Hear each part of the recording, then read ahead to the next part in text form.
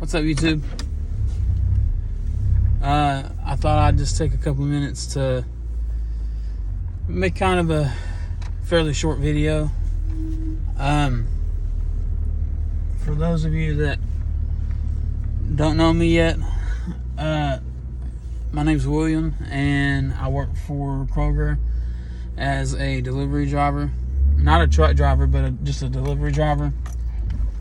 Deliver groceries from a fulfillment center when you go online to order.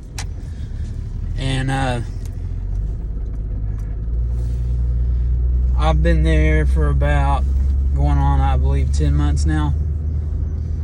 I've gotten a couple of messages kind of about like what the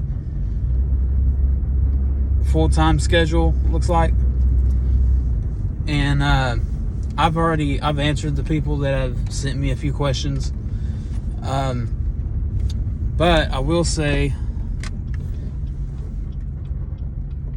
my responses are kind of long, because it's not, like all the full-time delivery drivers go in at 7:30 in the morning and it's an 8-hour shift and boom, that's it. Because that's just not how it is there. At least at my location. And so pretty much the way that the schedule works, I don't actually know if they have anything that's part-time. The only two shifts that I'm aware of is,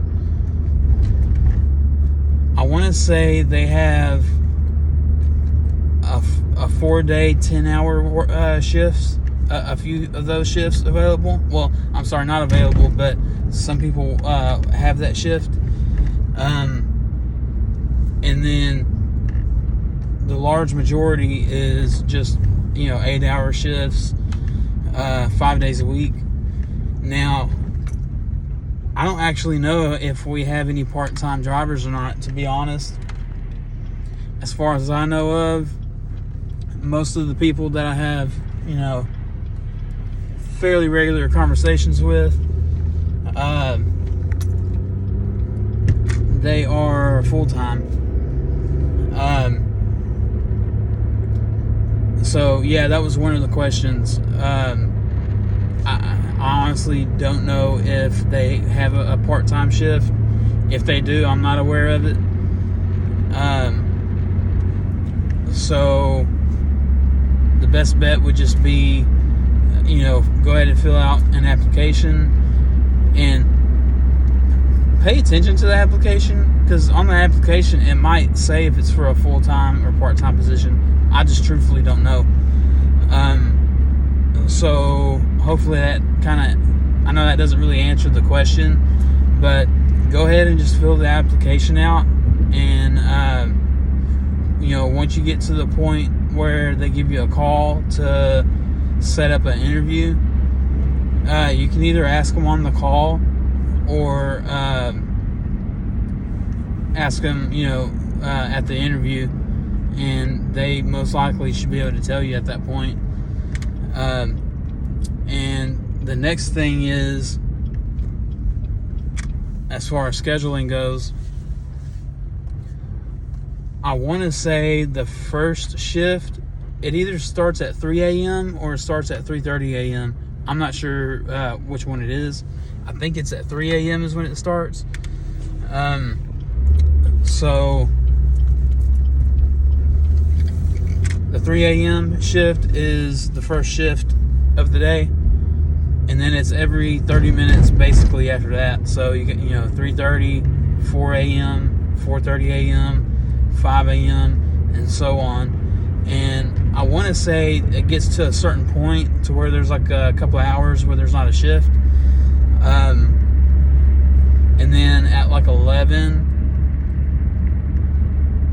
or 11:30, the 30-minute intervals start again, and it goes up to, I think, 2 p.m. And 2 p.m. is kind of the last shift that comes in for the day. Because if you're talking about an 8-hour shift, you're not going to be done until 10 p.m. I don't see very many people ordering groceries to be delivered at 10 p.m. because that's kind of a weird time, really, for almost any shift, to be honest. So yeah, I think 2 p.m. is the last shift available. And as far as do you get to choose what shift you're on, it's kind of it's yes and no. So if there's more than one available, once you get to the point that you're in orientation, then whoever the instructor is for your orientation, at some point, either the first day you're there or maybe the second or third day, I'm not sure. All the instructors do things different. I will say they at some point will let you know if there's more than one shift available. Then you can kind of pick. And if there's not more than one available, then they'll just let you know, hey, this is what you're going to get put on. So that might suck, depending on kind of what you want. If it's something that you're not really wanting and you want a totally different shift, then if you can deal with it and it's not like an impossible thing for you to be able to do, for the short term, for a month to 3 months, there's a couple of things. One, every time a shift or multiple shifts come available that they need to get filled with people, with drivers, then you can bid on it. And I will say, whenever you bid on it, the way that works is whoever bids on that route that's been there the longest, that tends to be who gets the route, because it is based on seniority. But you never know. There might be a shift that comes available that you want that either nobody else wants, or they're just not bidding on it because other people already are on the shift that they want. So basically, check constantly. I would probably, I don't remember what the time frame is. Whenever they basically open up a new window to bid on shifts, but there's a QR code that you scan, and you can always just ask somebody where the QR code is. Usually you can just ask one of the dispatchers, and they'll tell you where it's at, and then you can go and scan it and see what shifts are available. And sorry, I'm in a parking lot and I got people walking around. So yeah, whenever you go through orientation and they tell you you're going to be on the 1:30 p.m. shift, and if that's not what you want, but you can deal with it, and it's not an impossible thing where it gets in the way of your kids or anything like that, then try to go ahead and deal with it for the short term, because you never know. Shifts come available randomly sometimes, because either people quit, people get fired, or both, or whatever. Also, the summertime is coming, so it's about to get more busy because of kids being home and everything.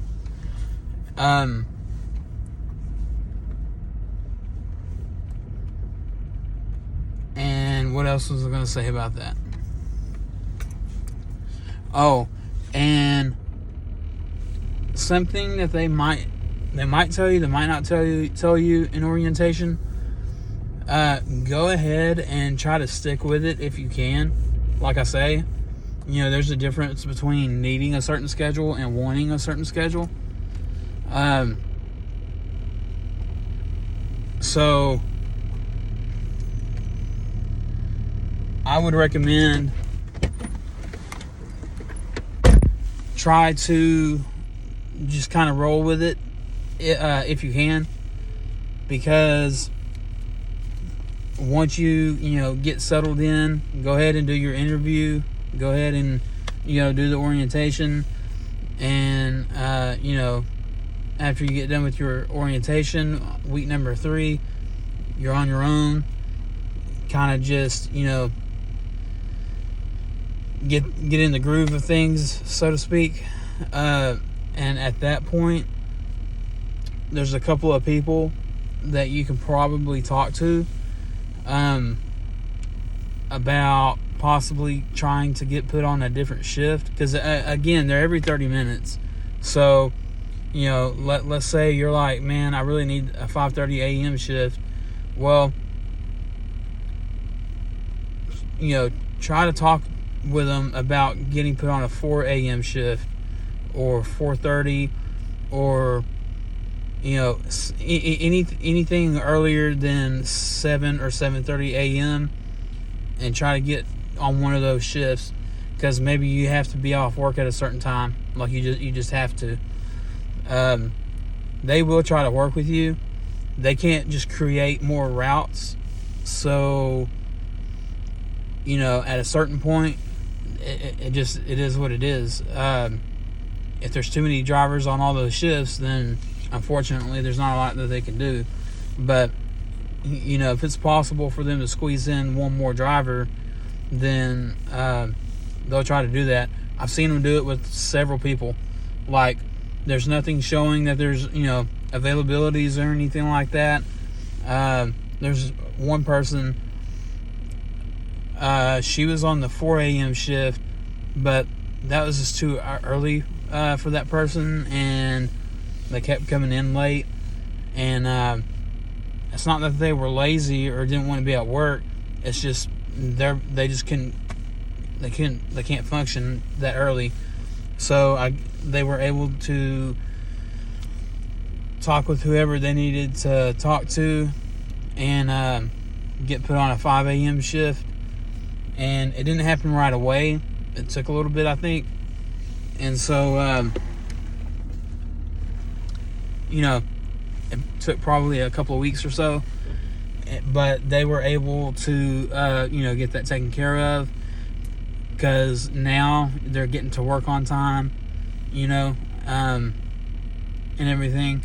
And plus, even if this individual was getting to work on time before on the 4 a.m. shift, you don't want to be like super freaking tired, because you're driving, you're just driving, and so obviously that can be a little bit dangerous for yourself and for other people. So they understood that. They understood that this person wasn't being lazy. Not this person, not a lazy individual, but there's just a certain point your brain just can't function, and especially if you have kids. I can tell you what you're not going to do is you're not going to have kids and go to sleep at 6 p.m., 7 p.m.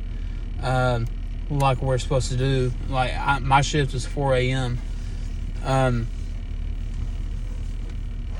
And I've just kind of been laid back with it. For now, I've just kind of been waiting to see, if I hear anybody say that they need to fill a couple of spots or whatever. Because what I don't want to do is, and I'm sure what management probably doesn't want to do is,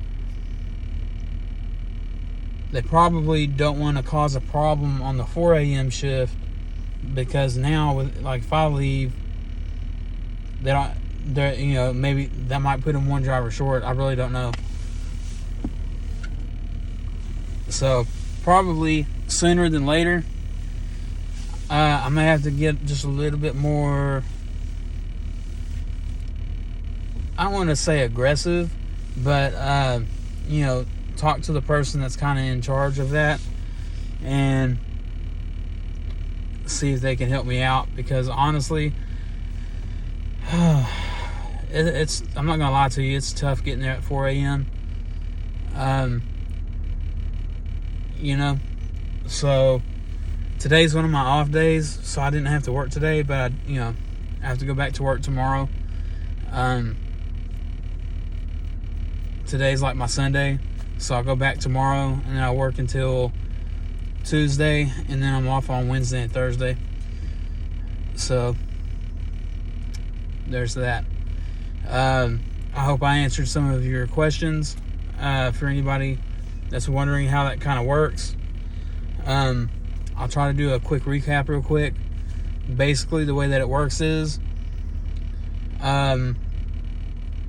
depending on when you apply and when you are coming in, there might be one shift that's available. There might be more than one shift available.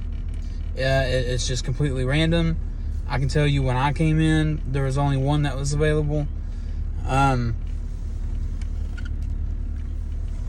So I just kind of dealt with it, and it was a 12:30 shift, 12:30 to like 9 p.m. or whatever. And I have kids, so I was like, okay, for the short term, I'm going to deal with that, because I knew that there was a different shift every 30 minutes. So I thought, chances are, if I can hold out long enough, an earlier shift will come available. So I want to say in less than 2 months, might be right around me being there for a couple months, they had a whole bunch of shifts come available. Of course, some of the openings were for the same shift. Like there was like 2 or 3 for 1:30 p.m. There was like 2 or 3 for like a 12 p.m. shift, and then there was one for a 8 p.m. shift. That's the one I would prefer to get, to be honest. I mean, because if I could come in from 8 to whatever, like 4:30, that would be perfect for me, because it would just make it way easier for getting my kids. I can take my kids and drop them off at school, and I can pick them up in the afternoon. I don't have to rely on nobody. But I've only seen that shift pop up once, and that was it. And unfortunately, again, whoever gets those shifts, any shift, is based on seniority. So, of course, when that 8 p.m. shift comes available, and especially when there's only one spot, there's plenty of people that have been there longer than me, that they are on a 3:30 a.m. shift or 5 a.m. shift or whatever, or maybe they're on a later shift in the afternoon, and they're like, you know what, I want that 8 a.m. shift, and they've been there for 2 years, which is basically how long the place has been open. So now I've only been here for 10 months, but I've been there longer than a lot of people. But there's also several people that have been there longer than me. So now I just have to wait until a 7 or 7:30 or 8 p.m. a.m. shift comes available, and it's not even so much that I have to wait. Every time it comes available, I'm just going to go ahead and bid on it, because you just don't know. There's no information, for you to have, like, for anything. If you scan the QR code and it's on there, you just go ahead and apply for it. And that's what I was doing. And truthfully, I was trying to get I think it was a 5 or 5:30 a.m. shift. There was 2 different slots for the 5, I think it was 5 a.m. shifts, and I applied for those, but they ended up sending me, also, if you do get one that you bid, a schedule that you bid on, if you do get it, they send you a text message, and basically, they just say, congratulations. Basically, please let me know if basically you won the bid. If you want this scheduled, then please reply and let me know. And you just reply if you want it or if you don't. If you do want it, then they get you put on the schedule for the following week. So you finish out your week, on the schedule that you've been on, and then the following week, you come in on your new shift. So that's pretty much how that goes. And whenever your new shift starts, the first day of the new week is on a Sunday. So yeah, I think that's all the information I got on that. Anybody that tunes into my channel, I surely appreciate you taking the time out, because really, for now, my channel, I just try to be informative. It's nothing special. I don't have any background music. There's nothing super fantastic about my channel. I just try to help be informative for right now about being a Kroger delivery driver, because I know there's not really a lot of other information that's out there. So if you could please comment, share, and like my video. It doesn't cost you anything. Again, for the most part, I try to be informative about being a Kroger delivery driver, but there's only so much to that. So anytime I have any other random information, I also try to put, I will be trying to get that out as well. So I am trying to get in the habit of making more videos, and one main thing I need to work on is trying to make my videos shorter, because I feel like I just stumble over my words a lot. I don't have anything written down. I don't have any notes or anything. It's just kind of whatever comes to mind. So I need to work on kind of making my videos a little bit shorter. Like this video is 22 minutes long already, and does it need to be? I don't know. I mean, I feel like I put a pretty good amount of information on there for what anybody that's looking to apply to the Dallas location for Kroger, for the Kroger Fulfillment Center to be a delivery driver. I feel like I put a pretty good amount of information out. I've also put other information out in other videos that I haven't put in this video, like after you fill out your application, you should get a phone call and an email, but you should at least get one or the other, but you might have to give it a week or so, because sometimes they won't reach out until that window closes for that application period. But then again, sometimes they might call you the next day or within a couple of business days. So definitely keep a lookout for a phone call. And then on the phone call, they will set you up for when to come in for an interview. And also they should tell you that you'll get an email, so that way you can go into the email, and then there's a link, and you click on the link, and it goes into the thing. So that way you can confirm your appointment time. So when you go up there, you're already scheduled for the interview. Because if you don't go into the link and fill that information out, it's not that much to it. It's just basically to confirm that you have a interview coming up on whatever date that it's set up for. So just make sure that you do that. And with me, apparently something happened between Indeed and the facility computer system, because when I got up there, they didn't see my name on anything, And I was like, hey, I'm already up here. Is there any way that I can just go ahead and get an interview? Because I had an interview, scheduled. I got, I did the application. I got the phone call, and I got the email, and I did all the steps that I needed to do. So that's why I'm up here, because I'm supposed to have an interview.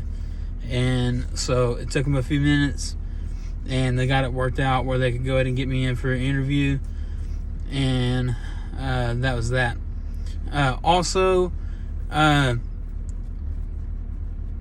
don't know who you're going to have for your interview. The particular guy that I had was, he asked me all the basic questions that any other interview would ask. Very basic stuff. And one of the questions was, how much are you looking to make per hour? Don't be ridiculous. Because if you say something like $25 an hour or something like that, you're going to be highly disappointed. Just take what they give you. I mean, because in 6 months you get a raise, 6 months again you get another raise. And also, I don't know, whenever I started 10 months ago, the starting pay was $18.40, but I guess because there was other facilities that have closed, especially in Texas, somebody said because of that, we all got raises, because it was weird. After I hit my 6 month mark, I got my raise, but then about a month ago, I saw my hourly pay went up again. I was like, that's weird. It was odd. So I asked around, and somebody was like, yeah, I think it's because the closing facilities, so everybody here got a raise. So I don't know if that means the starting pay is still $18.40 or if the starting pay has gone up. I don't know. Truthfully, now that I'm talking about it, I may go on Indeed and see if I can find an application on there and see if it shows what the starting pay is. Because I think when I did mine, it showed that the starting pay was $18.40 an hour on the application. I think that's what it showed. So that doesn't mean that all the applications show what the hourly pay is, but I'm pretty sure the one that I came across on Indeed, it did happen to show it. So there's that. So just kind of stick with it. The job's not too bad. If you work 5 days a week, you might have one or two that are a little bit rough, but I mean, as long as you're not crazy out of shape, you'll be fine. There's older people that I work with. There's some heavier set people that I work with. I'm heavy set myself right now because I haven't been, working out like I used to. And so, I've kind of gained some weight. So, it's not that bad of a job when you're out on the road. As long as you know how to drive, don't run stop signs, don't be dumb and set the camera off. You don't really have anybody breathing down your neck. You're not in a cubicle. And truthfully, I will say I wish the pay was a little bit better, because we do have to deal with a lot sometimes. Sometimes we do get a pretty bad route. Sometimes we'll have a lot of apartments downtown Dallas. We'll have to go up 3-4 flights of stairs, no elevator, things like that. But that's not a regular occurrence. That's, like I said, that might happen once a week at the most. Most of the routes are pretty decent. So yeah, just kind of roll with it, and once you are out doing routes on your own by yourself, give it about a month. If it's not for you, it's not for you. I mean, being a delivery driver, it's just not for everybody. It's just not. For me,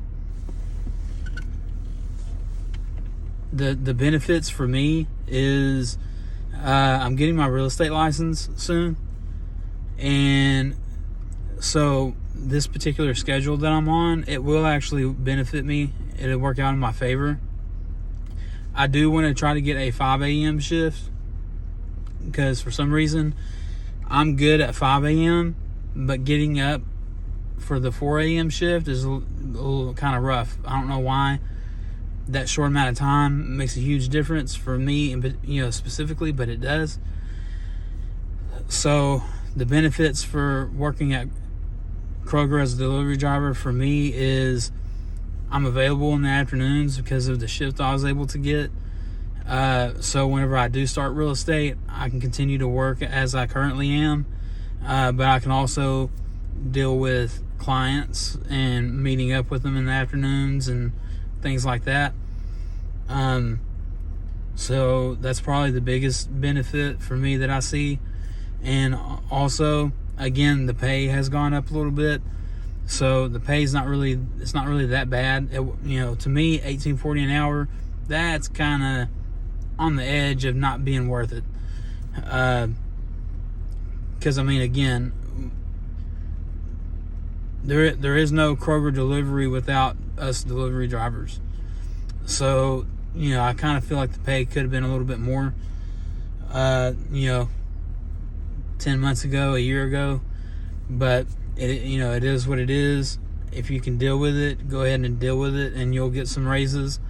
And also, it seems like a lot of people don't stay. So,